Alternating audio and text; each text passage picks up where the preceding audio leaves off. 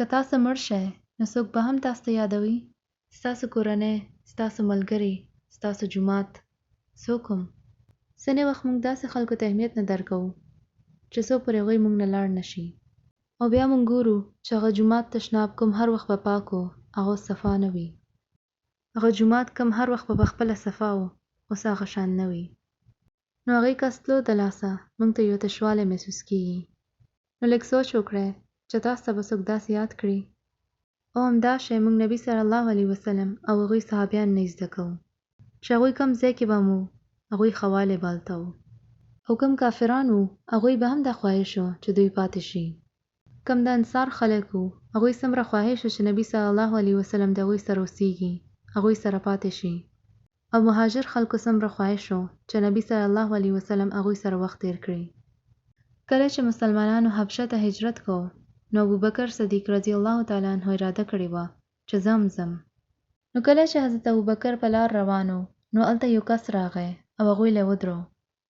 او هغې ویل تاسو موږ له ولې پرېږدی ځئ؟ ستاسو غوندې ښه کس له خلکو نه لرې نه دی تلل پکار. نو تاسو ایثار شئ او فکر مه لرئ، زه به ستاسو حفاظت کوم. نو دا یو مسلمان کس نه و، د ایمان نو راوړی، خو هغه بیا هم دا هر څه حضرت ابوبکر ته ویل.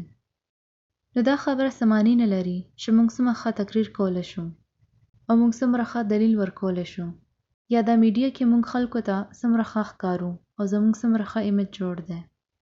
خو موږ د دعوت او تبلیغ کار کې هغه پورې به کامیابه نه وو چې څو پورې زموږ خپل نږدې خلک، زموږ د وطن خلک زموږ دپاره ودرېږي او دا ووایي چې دا کسان ډېر ښه دي.